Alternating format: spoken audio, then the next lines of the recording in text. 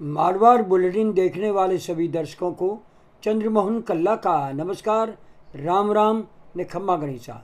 आज के समाचारों में हम पूर्व मुख्यमंत्री वसुंधरा राजे को लेकर के एक विस्तृत रिपोर्ट देने जा रहे हैं।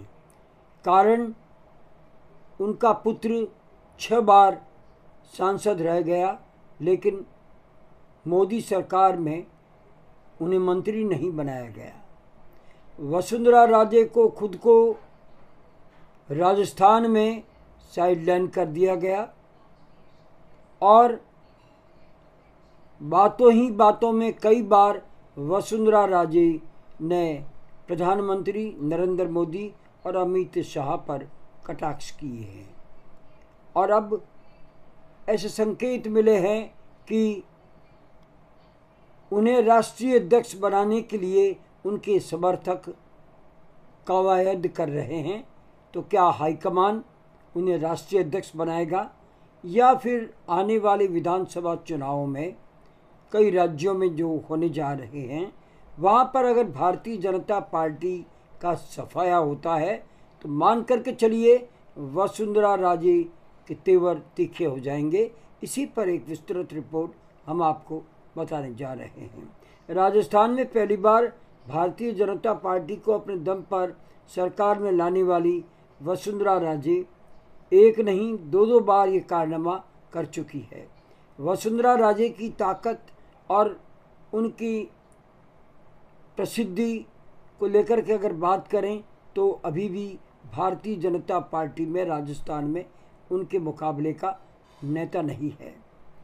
इन दिनों वसुंधरा भाजपा के हाशिए पर है।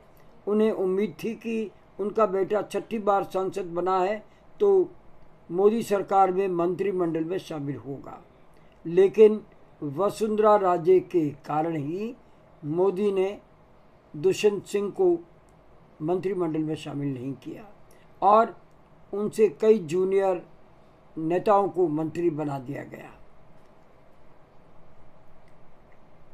हाल ही में सुंदर सिंह भंडारी की याद में हुए कार्यक्रम हो या अन्य कार्यक्रम, वो मोदी सरकार को इशारों में घेरते हुए हमला बोलती जा रही है।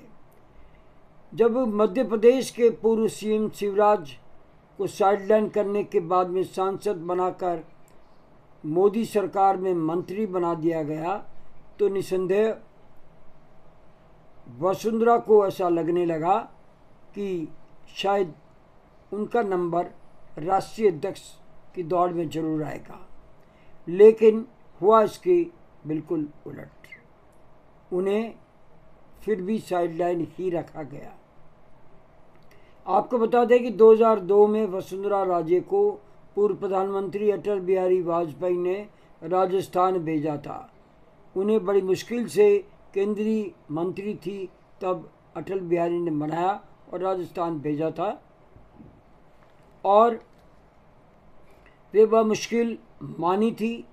राजस्थान में जब उनको लॉन्च किया गया तो उस समय अशोक गहलोत की सरकार चल रही थी, लेकिन गहलोत सरकार के अंतिम 2 साल में वसुंधरा राजे ने जो मेहनत की, पहली महिला मुख्यमंत्री बनने का गौरव प्राप्त किया।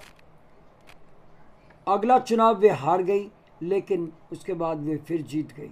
2 बार मुख्यमंत्री रहने के बाद तीसरी बार भी वे सोच रही थी कि गहलोत का जब सरकार उनकी हटी और भाजपा का बहुमत आया तब ऐसा लगा कि वसुंधरा राजे मुख्यमंत्री की दौड़ में शामिल है, लेकिन हुआ इससे उलट।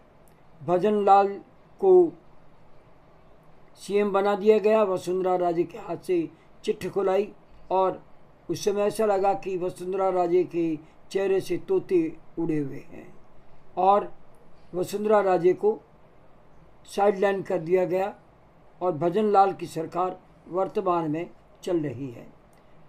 ऐसा संकेत भी कई बार वसुंधरा राजे ने दे दिया कि वो चाहे तो अभी दूसरी पार्टी बना करके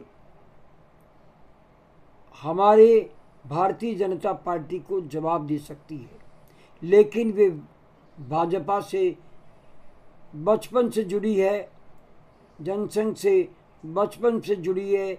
हमारी माँ ने जिस पार्टी को सींचा था उसी पार्टी ने उनके बच्चों के साथ में क्या व्यवहार किया, ये सोचनी है। आपको ये भी बता दें कि वसुंधरा विरोधियों ने कई बार हाईकमान के सामने, मोदी के सामने जाकर के उनकी कानाफूसी की और वसुंधरा राजे इन पर ना तो बोली ना इनके विरुद्ध कोई टिप्पणी की, क्योंकि वे ऐसा सोचती है कि राजनीति की ताकत राजस्थान में वसुंधरा राजे के सामने किसी की नहीं है। हुआ इसके उलट, कानाफूसी करने वाले मोदी और अमित शाह को एक तरह से शीशी में उतार गए और वसुंधरा राजे साइडलाइन के साइडलाइन रह गई। लेकिन वसुंधरा राजे के सक्रिय नहीं होने के कारण पिछले दिनों हुए लोकसभा चुनाव में राजस्थान में 11 ऐसी सीटें भारतीय जनता पार्टी ने गंवा दी, जहां पर गुर्जर और राजपूत वर्ग ज़्यादा रहता है और ये वसुंधरा राजे का चहेता है। और इस बेल्ट के कारण ही भाजपा को 11 सीटें कम मिली है। और अगर वसुंधरा राजे सक्रिय होती तो शायद आज भाजपा